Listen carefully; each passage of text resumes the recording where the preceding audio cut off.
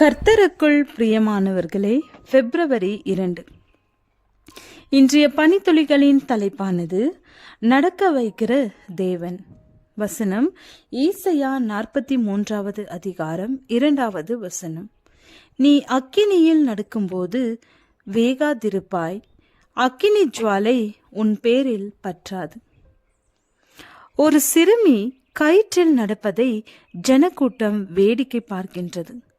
அந்த சிறுமியின் பெற்றோர் மூலம் வாசித்து மக்களின் கவனத்தை ஈர்க்கின்றார்கள். இந்த காட்சியை நீங்களும் பார்த்திருப்பீர்கள். அந்த சிறுமி கயிற்றில் நடப்பது ஆச்சரியம். எதற்காக அந்த சிறுமி கயிற்றில் நடக்க வேண்டும்? ஒரு ஜான் வயிற்றுக்காக அந்த கயிற்றில் நடக்க சிறுமிக்கு எவ்வளவு பயிற்சி கொடுக்கப்பட்டிருக்கும்? இந்த ஆண்டு நம்முடைய தேவன் எப்படி நடத்த இருக்கின்றார்? 7 விதமான இடங்களில் இந்த ஆண்டு நீங்கள் நடக்க வேண்டியதாக இருக்கலாம். முதலாவது, பேதுருவை போல தண்ணீரின் மேல் அல்லது கடலின் மேல் நடக்க வேண்டிய சூழ்நிலை வரலாம். தரையிலே நம்மால் சரியாக நடக்க தெரியவில்லை. பிறகு எப்படி தண்ணீரில் நடப்பது? அது என்ன தண்ணீரில் அல்லது கடலில் நடப்பது? தண்ணீர் உலகத்தையும் அதன் ஜனத்தையும் பரிசுத்த வேதாகமும் தீர்க்க தரிசனமாக குறிக்கின்றது. எனவே இந்த உலகத்தில் நாம் நடக்கும்போது இந்த உலக பாவங்களுக்கு உட்பட்டு அமிழ்ந்து போகாமல் இருக்க தேவன் நம்முடைய கையை பிடித்து நடத்த வேண்டும்.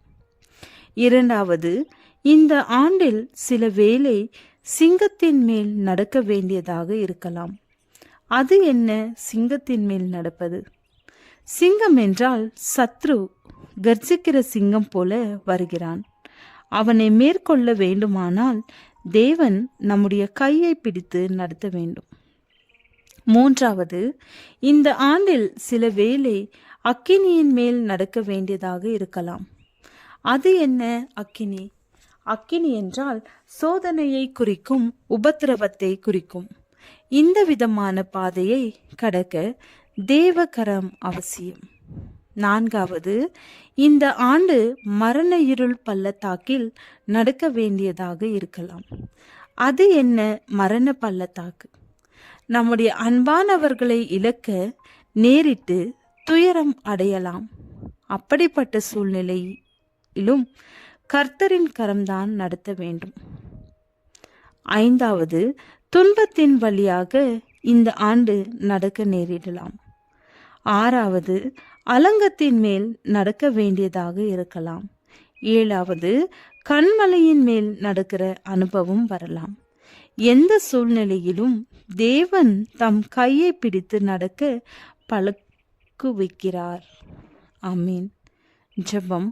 கர்த்தாவே, எனக்கு நடக்க தெரியவில்லை, நடக்க முடியவில்லை. என் கையை பிடித்து நடத்தும். ஆமேன்.